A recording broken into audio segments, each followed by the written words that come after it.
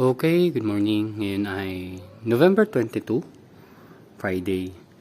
So, yan yung mga tanim natin. Ito maganda.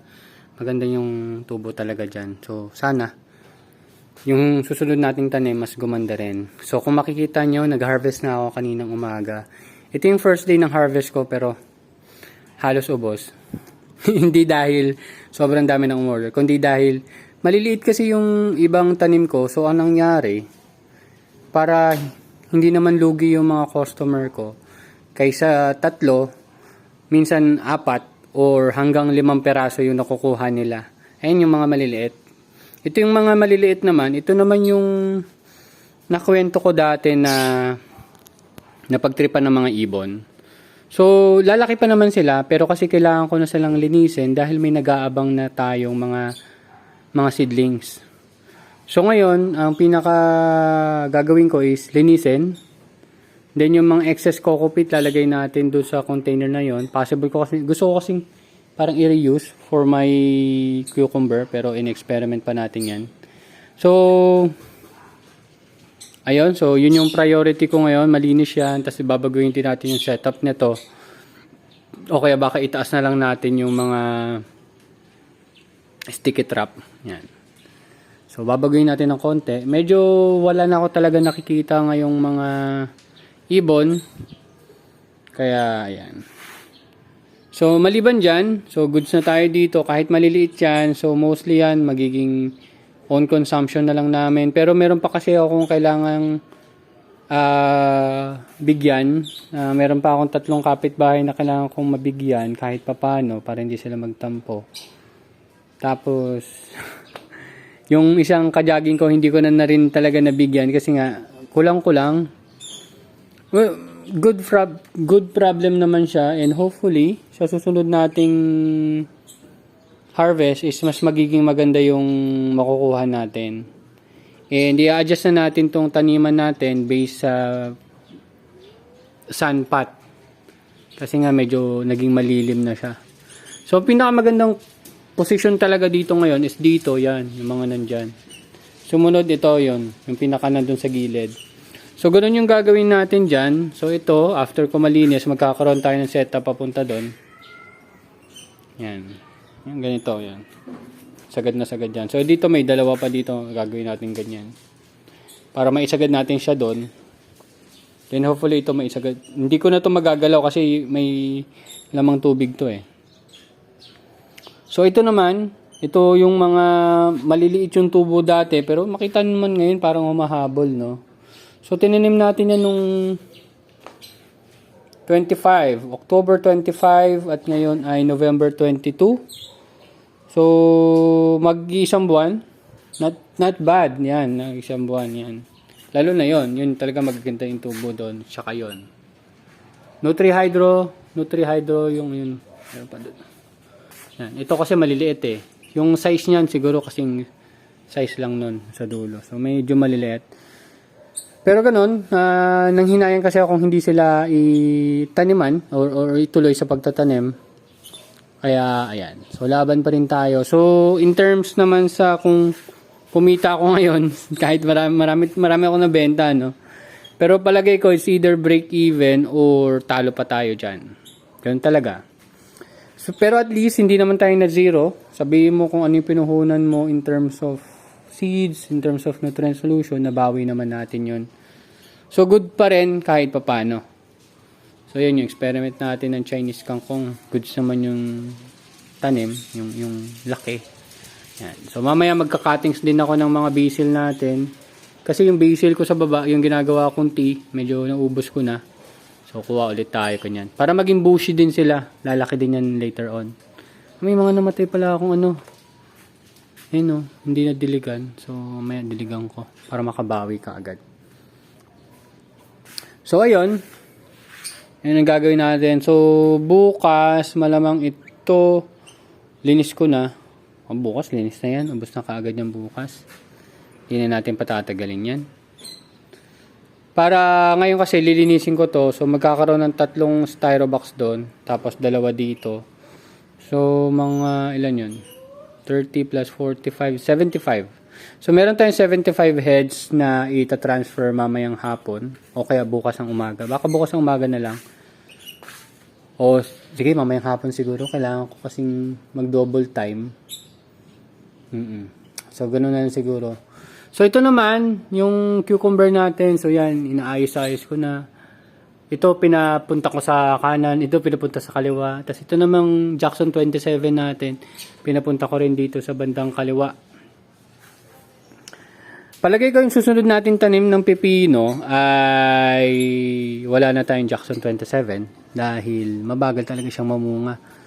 So, kung mapapansin nyo, ayan, kitang-kita nyo naman, namumunga na itong ating Sengel cucumber. Malamang ito in 3 days. Goods na to for harvest. Kailangan ko lang alagaan sa tubig.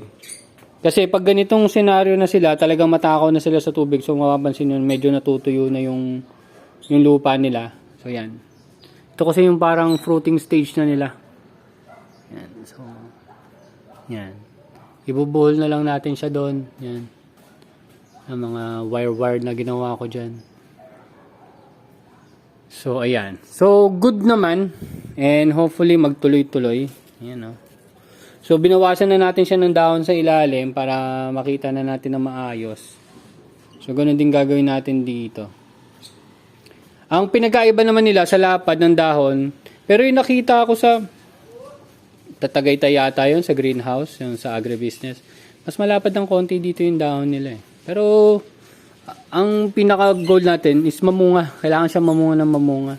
Pero itong Jackson 27, nakita nyo, sobrang lapad ng dahon. Sobrang lapad ng dahon. So, siguro after 3 months, o 2 months na lang, 2 months, magkakaroon tayo dito ng 6 na setup. Puro Sengel cucumber. Yan. Diba? Ayos, diba? Magkakaroon tayo madami.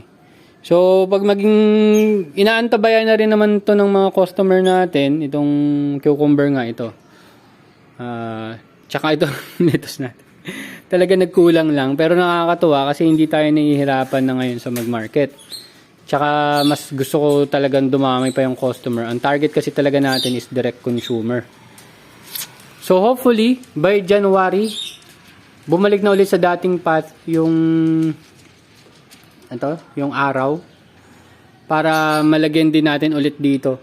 Doon siguro sa time na yon gagawa tayo ng A-frame, tas magiging itong gitna. Ito dito siguro i-adjust ko pa to susunod na taniman para itong gitna ito daanan, tas dito meron tayong A-frame. Tas yung reservoir natin A-frame nandito. Yan, ikot-ikot siya diyan. So yun, hopefully magawa natin. And dito sa ating Kratky, may bago na naman tayong, hindi naman siya experiment, bagong idea, which is Kratky siya, pero hindi talaga siya Kratky. Well, wick hydroponics na tulad na nabanggit ko dati is WICK. So ang mangyayari, yung pinaka-ilalim niya, magkakaroon ng wick. Or ganito. Dito pala may experiment tayo dito niyan eh. So nung nakaraan, isang araw, ito mapansin nyo, hindi ko lang kung kita sa video eh. Ayun, ito tuyo. Tuyo yung coco peat. Kasi ngayon ang nakalapat na lang dyan sa nutrient solution sa ilalim is yung ugat niya. So ito medyo tuyo pa rin. No? So hindi maiangat nung ugat niya yung mga moisture. So ito, ganun din ang itsura niyan kahapon. Pero mapansin nyo ngayon, no? Magkaiba na sila. Kasi, meron itong tinatawag nating wick. Yan, wait lang.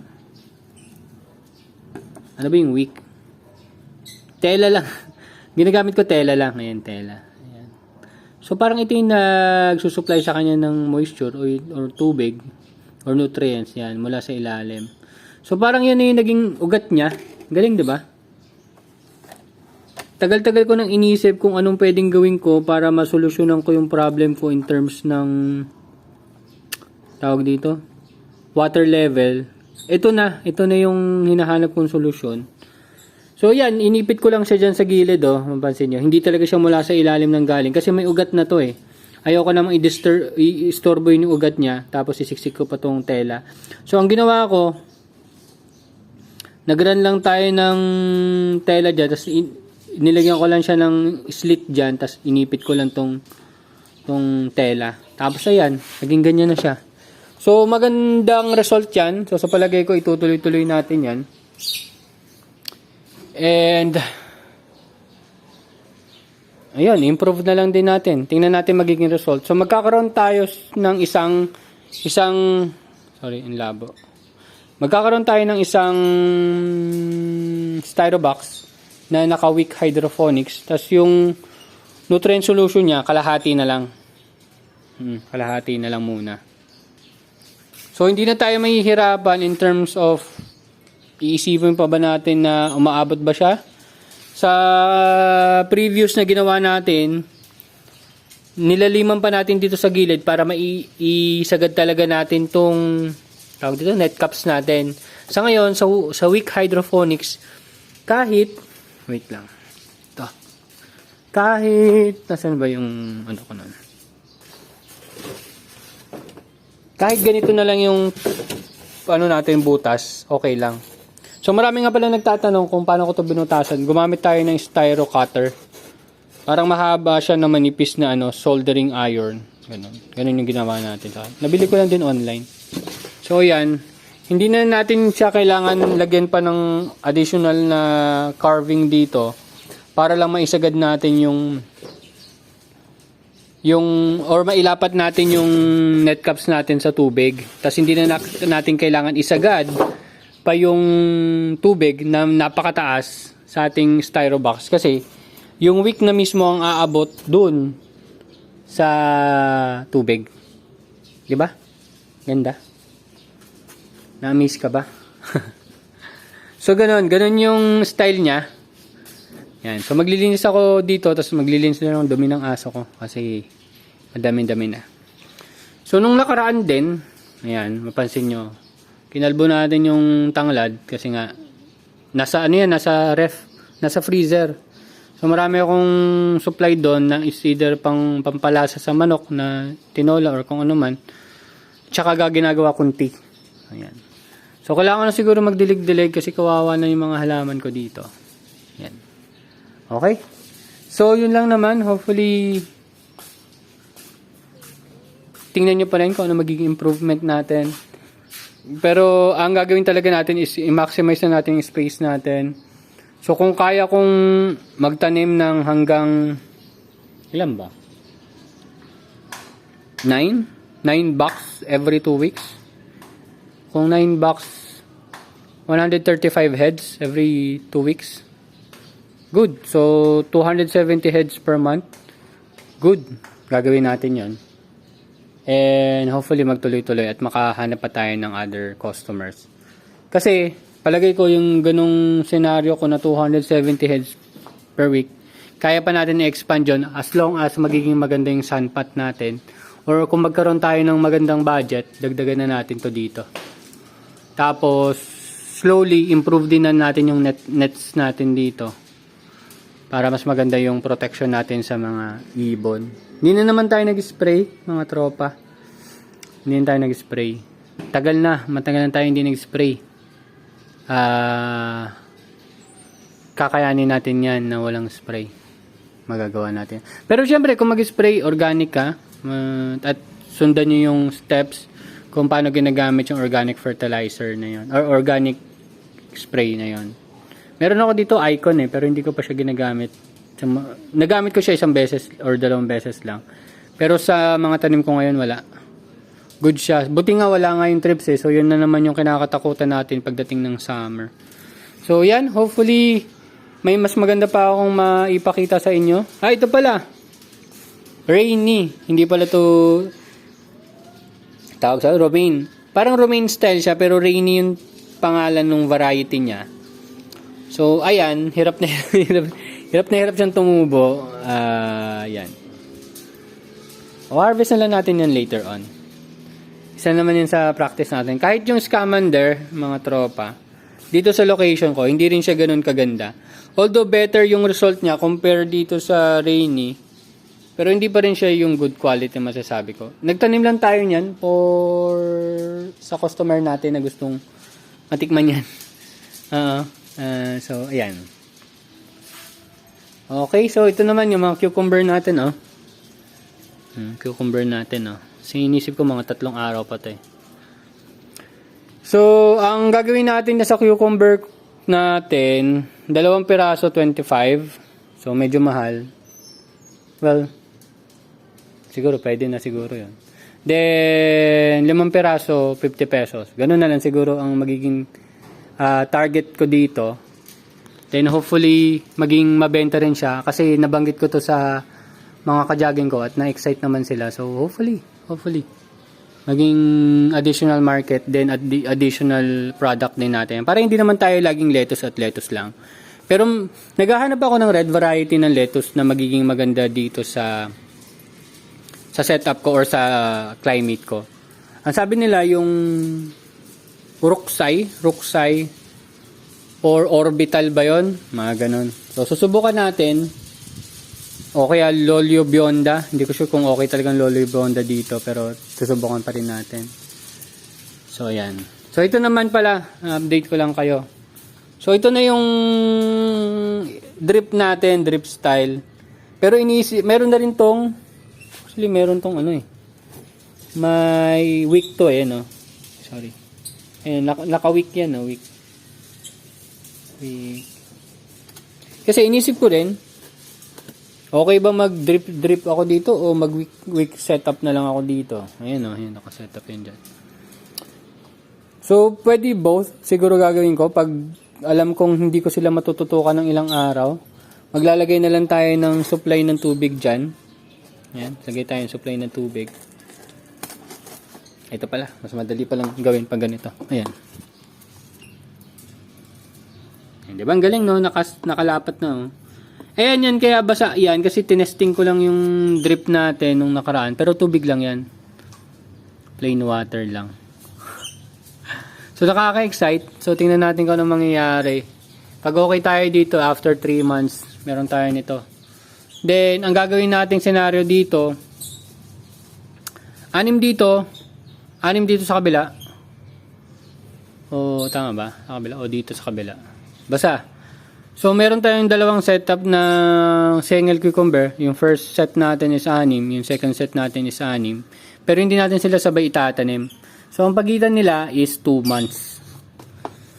So, pagtanim natin nito, after 2 months, magkakaroon ulit tayo ng 6 na setup. So, ganun yung magiging rotation natin sa single cucumber. So, sana maging maganda yung turnout nun. At during summer kasi, ang hirap talaga magpatubo ng lettuce during summer. Pero palagay ko kakayanin eh. Tiwala lang. Sa susunod na setup natin, improve na natin yung net shade. Gagawan ko lang ng paraan para magkaroon ng net shade dito. Kahit ito lang muna. Itong major. Kasi ang may ilalagay ko dito siguro mga 12. 12 rin ba yung dati? 12. 1, 2, 3. Oh, 12 lang pala. 12. Pag ganito yung araw. Pero pag maganda yung araw, plus 3 pa yun. So, 15. Diba? So, dadami. Tapos, kung maging okay yung improvement natin sa quick setup, ay di goods. Yun. So, sa ngayon, ito palang Chinese kangkong ko is in experiment pa natin. Pero ito, for own consumption na lang to namin. Minsan-minsan kumukuha ko dyan. So, ito na, putulat ko na rin to eh. So, inaantay ko lang magtumubo ulit. Yan, tapos, baka gawan ko na rin yun ng week setup para hindi na sila nahihirapan kumuha ng nutrient solution or hindi ko na kailangan maglagay lagi ng nutrient solution. Although, yung nilalagay natin na nutrient solution dyan is yung pinaggamitan natin. Ito. Pag nalinis ko to, yung mga nutrient solution yan, yun yung ilalagay natin doon. Pati dito nga, yun din eh. Pero ngayon, bago yung nutrient solution na nilalagay ko dito sa mga 1.8 easy ata ang nilalagay natin dyan. Pero hindi pa talaga siya yung pang pipino. Hindi ko pa siya talaga natututukan. In terms of nutrient solution, wala pa tayong experiment kung anong mangyayari sa ganito, mangyayari sa ganitong setup. So, ang dinidilig natin sa kanya is pang lettuce pa. Okay? That's it. Thank you very much and see you next update, guys. Bye-bye.